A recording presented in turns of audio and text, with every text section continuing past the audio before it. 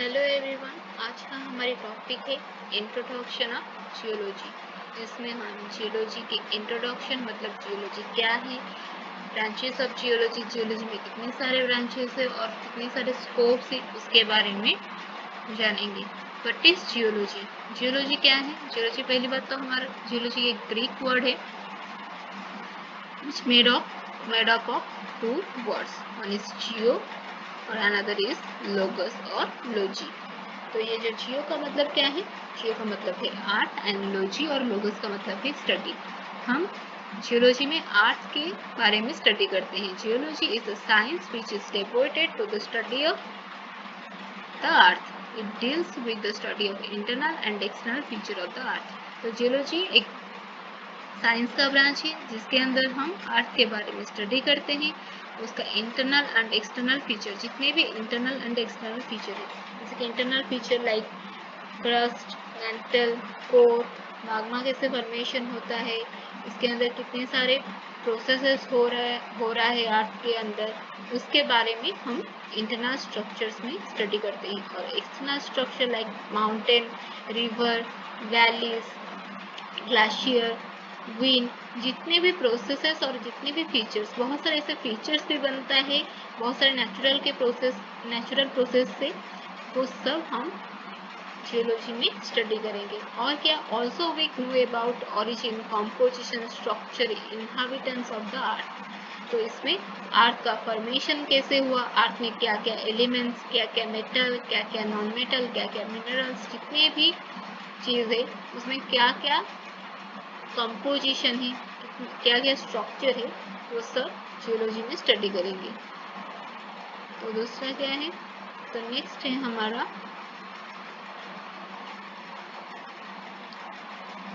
Branch of geology.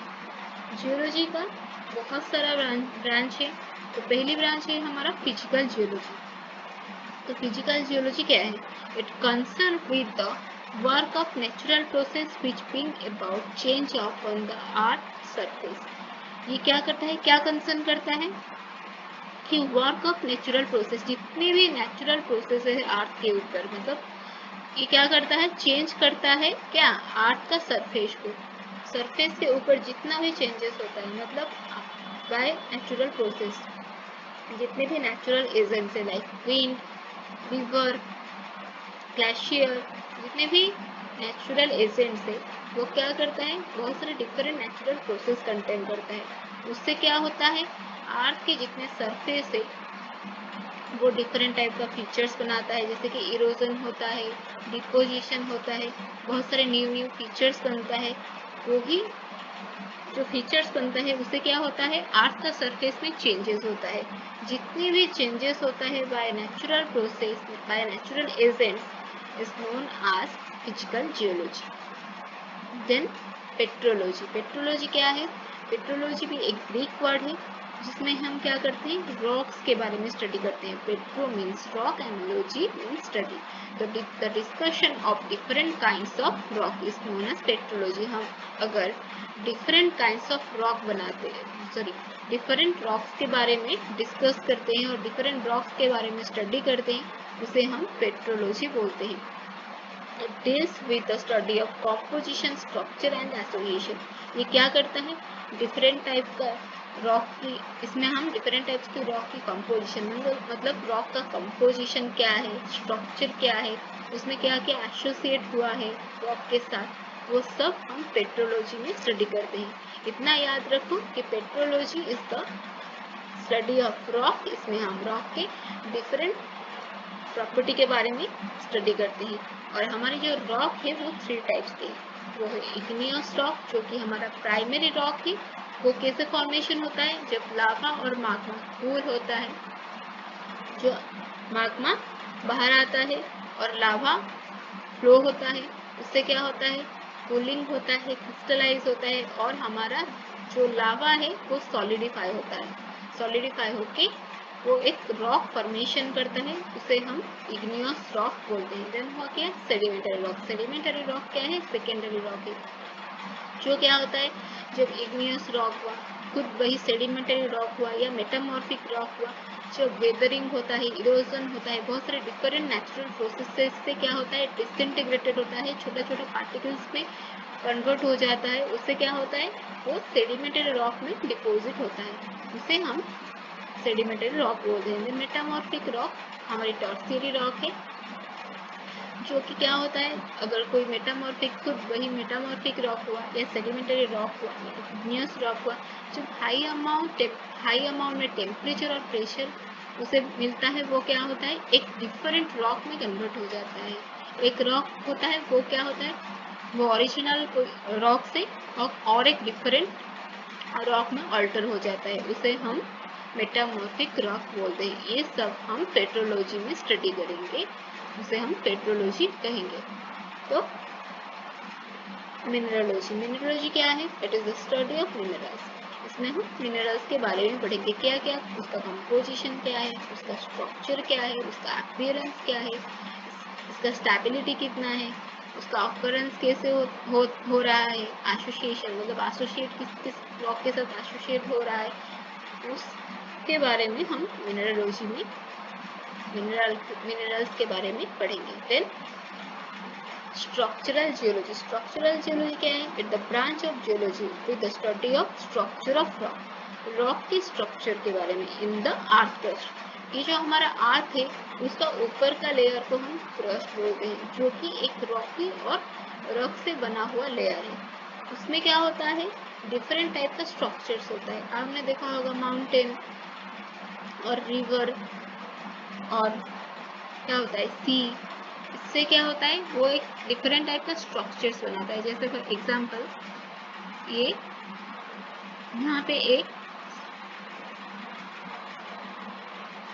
Stable और पूरी stable rock start है, ये क्या हुआ, इसके अंदर हम एक फोर्स दे रहे हैं, जिसको हम कंप्रेशनल फोर्स बोलते हैं। दोनों तरफ से एक कंप्रेस कर रहे हैं एक रॉक को, वो क्या होगा, वो एक डोम लाइक स्ट्रक्चर बना देगा ऐसे, और नहीं तो एक बेसिन लाइक ऐसे एक स्ट्रक्चर बनाएगा। ये जो दो स्ट्रक्चर बना उसे हम स्ट्रक्चरल जियोलॉजी में क्या बोलते हैं, fold. The term is known as fold. ये जो फोल्ड बनेगा और इसे ही बहुत सारे डिफरेंट फोर्सेस के वजह से डिफरेंट स्ट्रक्चर्स बनेंगे, कहाँ, अर्थ के क्रस्ट में, उसे हम क्या बोलेंगे, स्ट्रक्चरल जियोलॉजी। देन नेक्स्ट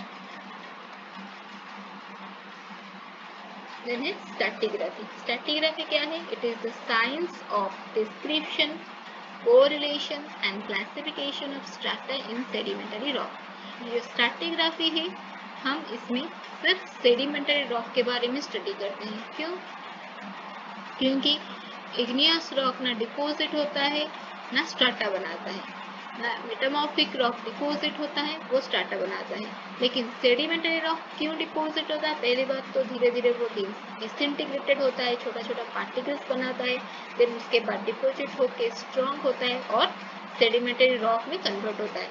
इससे क्या होता है, वो धीरे धीरे डिपोजिट होता है। जो डिपोजिशन होता है सिर्फ इसीलिए ये एक स्ट्रैटा लाइक लेयर्स बनाता है, जिसमें हम सेडिमेंटरी रॉक को ही स्ट्रैटिग्राफी में स्टडी करते हैं।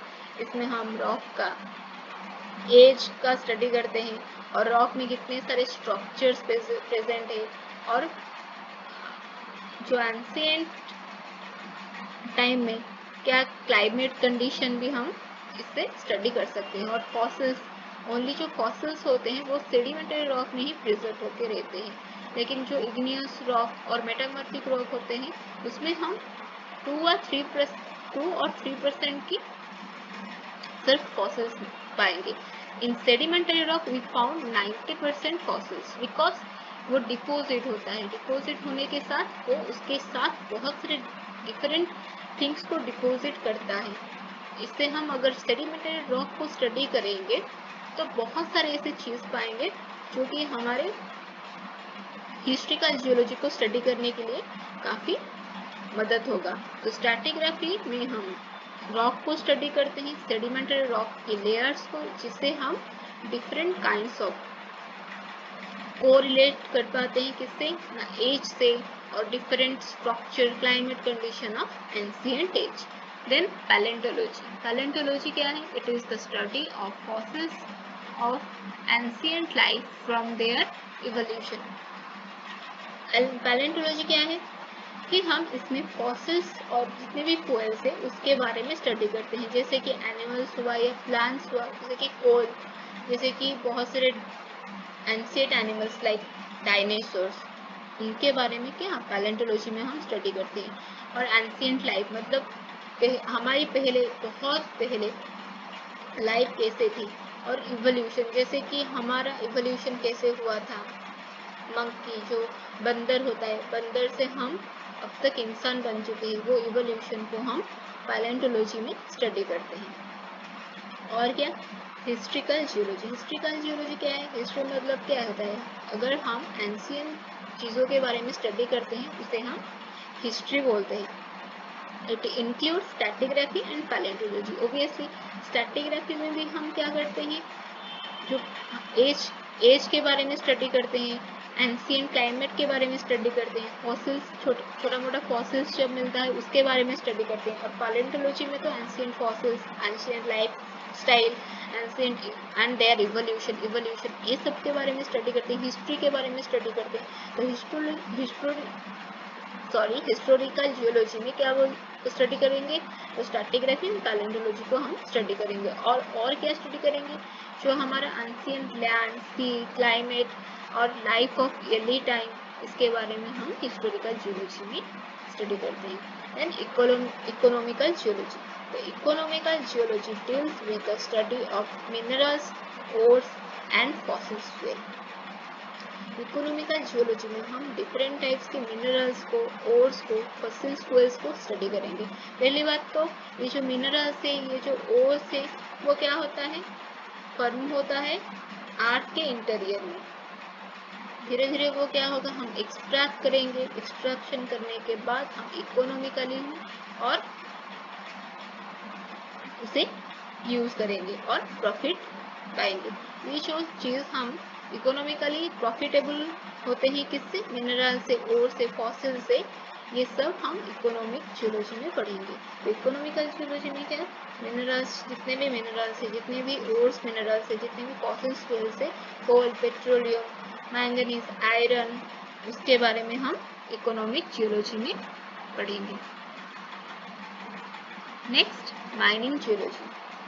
This is the branch of geology is concerned with the study of application of geology to the mining engineering। पहली बात तो माइनिंग का मतलब है एक्सट्रैक्शन। एक माइनिंग में क्या होता है, मिनरल एक्सट्रैक्ट होता है, जैसे कि हमारी हॉटी गोल्ड फील्ड हुआ, कोल्हार गोल्ड फील्ड हुआ, केंचर की आयरन माइनिंग हुआ, और क्रोमाइट, सुकिंदा, इसमें क्या होता है, क्रोमाइट एक्सट्रैक्शन होता है। केंचर में आयरन एक्सट्रैक्शन होता है। और हॉटी, कोल्हार, ये जो सब गोल्ड फील्ड है, इसमें गोल्ड का एक्सट्रैक्शन होता है। और पाना पाइप जो है हमारा डायमंड, उसमें क्या होता है, इसमें भी हमारा डायमंड का एक्सट्रैक्शन होता है। ये जो माइनिंग जियोलॉजी है, इसमें हम माइनिंग के बारे में पढ़ेंगे और different kinds of extraction, mineral हुआ कि नॉन मेटल, मेटल, जितने भी हमारा इकोनॉमिकल प्रॉफिटेबल मिनरल्स है, जितने भी हमें प्रॉफिट देते हैं जो मिनरल्स, उसका जो एक्सट्रैक्शन की प्रोसेसेस है और जितने भी कैसे एक्सट्रैक्शन होता है, क्या क्या होता है, उसके बारे में हम माइनिंग जियोलॉजी में पढ़ेंगे। Then engineering geology. Engineering geology include the study of application of geology to civil engineering.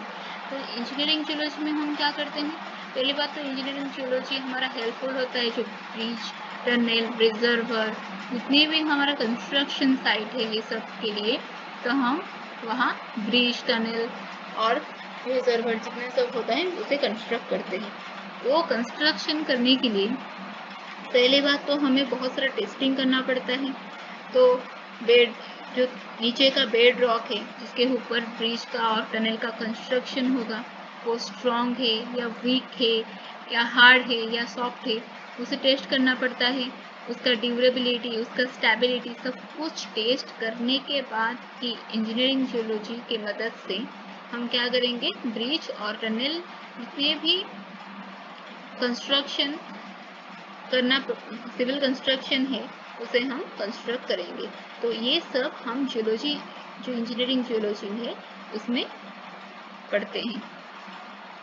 Then scope of geology, तो geology is a practical importance to mankind to play a very useful part in search of coal, petroleum, mineral uses, atomic fuel। तो पहली बात है geology art के बारे में study कर, क्या है, आर्ट के बारे में स्टडी करते हैं जियोलॉजी में। तो जियोलॉजी हमारे लिए बहुत हेल्पफुल है, इसमें हम बहुत सारे different kinds of coal, petroleum, mineral को सर्च करते हैं। जैसे कि मैंने बोला माइनिंग करते हैं और एक्सट्रैक्ट करते हैं, उससे हम अपने प्रॉफिट के लिए यूज करते हैं। वो सब एटॉमिक फ्यूल हो के जैसे जो पेट्रोलियम है, कोल है, मिनरल्स है, उसे हम एटॉमिक फ्यूल की तरह यूज करते हैं और अपनी प्रॉफिट के लिए भी बहुत सारे डिफरेंट सेक्टर्स में यूज करते हैं। और क्या है, the importance of geology has also recognized in field of civil engineering, many engineering projects such as water supply, construction of dam, reservoir, tunnel, bridge. और क्या, इंजीनियरिंग सेक्टर में भी जियोलॉजी का बहुत ही इम्पोर्टेंस है। जैसे कि जितना प्रोजेक्ट्स होता है, वाटर सप्लाई, कंस्ट्रक्शन, डैम की कंस्ट्रक्शन के लिए, रिजर्वर के लिए, टनल के लिए, ब्रिज के लिए, जितने भी प्रोजेक्ट्स होता है उसके लिए भी जियोलॉजी काफ़ी इम्पोर्टेंट है। जैसे कि माइनिंग फील्ड में, जैसे कि इंजीनियरिंग फील्ड में बहुत सारे ऐसे फील्ड से, बहुत सारे ऐसे स्कोप से जिसमें जियोलॉजी का काफ़ी इम्पोर्टेंस है।